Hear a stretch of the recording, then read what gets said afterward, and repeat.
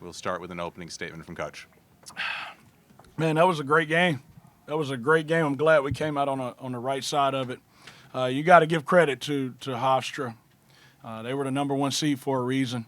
They won the regular season for a reason. They are really, really good. I have tremendous amount of respect for Speedy and the job that he's doing. We knew it would be tough. We did. We knew it would take a next play mentality. We knew it would take a whole lot of belief. And I just told the guys in the locker room throughout the whole game, even going into overtime, we never wavered, not one time. We had that look in our eyes. We had that next play mentality. So very proud of our group. Like we talked about before we took off to come up here. The job's not finished. It's a lot of work to do. We didn't come up here to win 1-2 games. We came up here to compete and win a championship. So very proud of them, but a lot of work to do. I'm going to start with Zoom and go to Dan Spears. Coach Shakeem, congratulations, guys. Thanks, Dan. Circulated on social media right before the game started that there were some pieces of paper that had the score of the previous game on them. True or false? I don't know. Maybe it was, but no, we did that. We posted the score from last time we played, and we posted it up in our meeting space and in our locker room. I don't know if they even looked at it, but did it work? Yeah, it was. For Darian, how hard is it to know what happened in the last game and be so focused but not be over focused, because you guys, there have been some games where you guys almost try too hard, like you squeeze it too much. And how did you guys find the right balance on everything tonight? We just all had one goal, and we knew we didn't want to come out and come off to a slow start. We wanted to be the first one to hit them, and show them that we're there, we're here to win. And the scores around the locker room just reminded us they embarrassed us. It was embarrassing. So it just felt bad, and it just motivated us. We can't get embarrassed. We're gonna win this game. I'm going to go to the second row. And then to Kyle. Coach, to you and to Trezarian, on the topic of that last game, it was a 70-46 score, if I remember correctly. What did you change since that last matchup? Well, in that game, I told him earlier, we only competed for about 20 to 25 minutes. And when we were competing, we weren't tough enough. We weren't physical enough. And like I always say to these guys, at some point in the game, if you're not tough enough, if you're not competing like you need to, it's going to catch up to you. So we wanted to emphasize, before we even talked about personnel, last night, we wanted to show them how they tried to punk us, how they did punk us in the first game that we played them. They were pushing us around, slamming us on the ground, and we were reacting to it in a negative way. And it just completely took us out of it mentally. So we wanted to address that first and foremost. And then, on the offensive end, we tweaked some things defensively. We wanted to make other guys outside of Estrada and Thomas beat us. I thought we executed it pretty well, but I thought our fight was there the whole night. Kyle. From inside the locker room, we were just a lot more locked in. I feel like we had one mindset, and everybody bought into the scouting report, and we executed it. Kyle, go ahead. For both Coach and Trey, Shakeem, 6 boards, but it seemed like he had a lot of deflections too. Was playing great defense, had harassed Estrada a couple times there. How big is he to have bringing that kind of energy? You got to give that kid a lot of credit. He's been through so much this year. Been sick. He's been injured. He's missed a lot of games. He hadn't been able to get in a flow, in a rhythm. And then on top of that, coming back as our returning leading scorer, having the humility and the team-first mentality to come in and say, okay, I'll be the defensive stopper. I'll guard their best perimeter player. He's an unbelievable young man. He accepted that role. He accepted the challenge, and I thought he did a tremendous job on Estrada. He pretty much said it. He's an amazing teammate. He only cares about one goal, and that's winning. And he told us, he said he's going to do whatever he has to do so that we come out successful. And tonight, he played amazing defense. To the back row and Bailey. Back row and Bailey. Thank you. Hey, Trey, can you talk about some of the emotions that you had when you fouled out of the game and maybe what you expected to see from your teammates and coaches the rest of the way? When I fouled out, it kind of hurt because I wanted to be in, but I had full faith in my teammates. I knew I was going to pull it out, and the whole time I'm just waiting until the clock hits 0 and we come out on top. So, John? Coach John Titel from Hoops HD. You talked about not wavering, but the fact is, like, during the regular season, you were 1-6 in games when you trailed at halftime, and now you've won back-to-back when trailing. I know there were small deficits. Is it as simple as you guys are now tougher than you were before, or is there something more to it? Well, the season, the non-conference, conference season, it's all about learning the whole way. Whatever lesson is in the game, whether you win or lose, there's a lesson to be learned after every game. And I told these guys, they probably get tired of hearing it. But we learn lessons, and we have to get better from the mistakes that we made, the things that we point out to them. We have to learn from them and keep doing the things that we did well.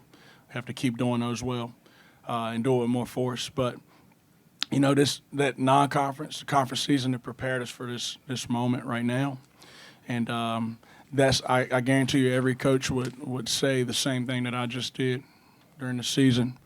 You have to learn. You have to learn every single day. So when you get to this moment, you can be the best version of yourself. Roger from Newsday. Hey, Roger.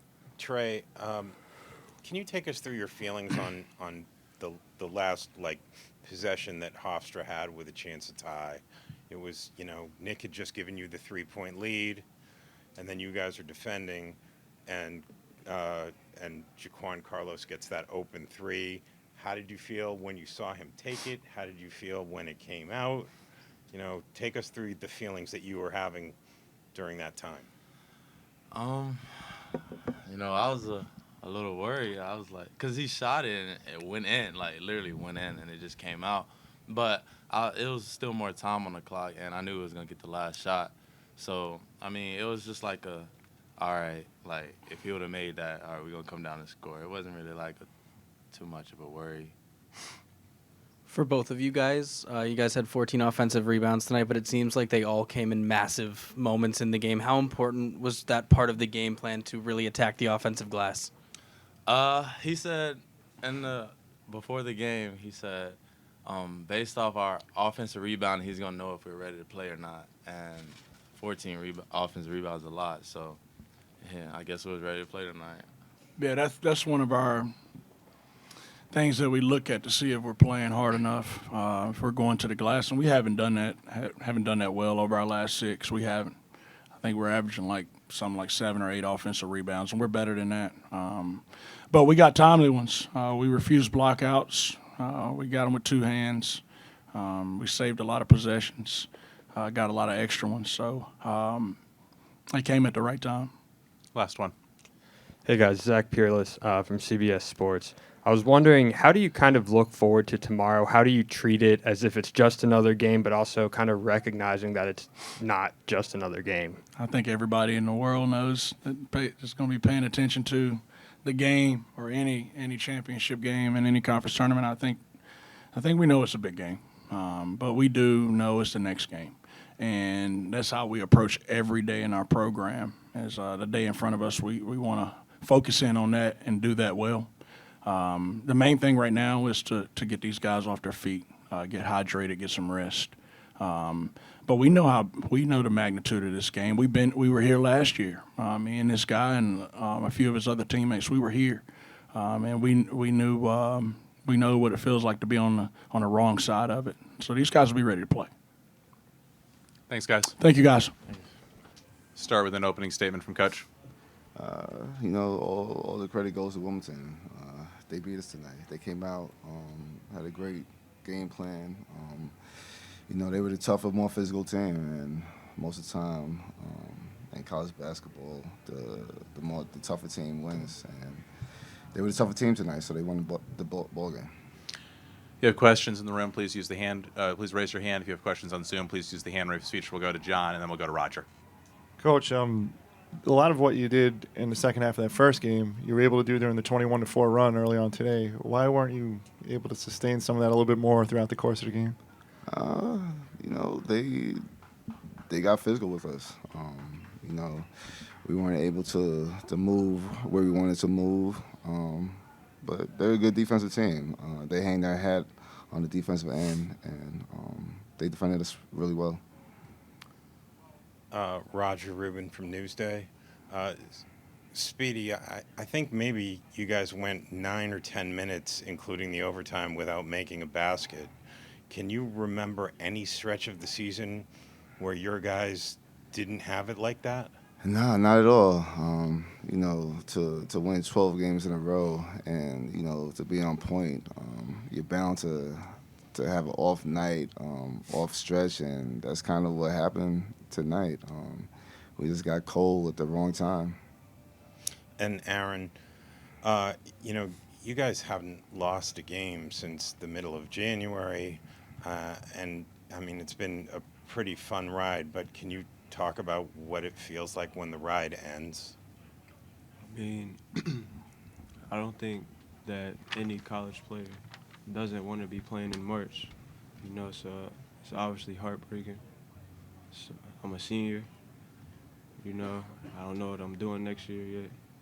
So it's just heartbreaking for me. I know how much work this team put in each and every day, and I feel like we deserve to play in the tournament because we put the work in. You know, we showed everybody throughout the course of the season, but tonight UNC Wilmington was just the better team. So. In front to Matt. Matt Trucknight with Herb FM Sports Radio. What did UNCW do differently from the last time that you played them to this time? I don't think they really did anything differently. They're a physical, good defensive team. We just kind of we missed shots tonight. Our guys got cold. We got the same looks that we always get. We just didn't make them tonight. And then also, last season you guys went ahead and lost in the quarterfinals against Charleston. This year you lost to UNCW in the semifinals. So what improvements do you guys make from last year to this year? I mean, we're taking steps in the right direction. You know, we still feel like we're the better team, but you know they won the game. You know, the credit goes out to them. They're having a really good year as well. You know.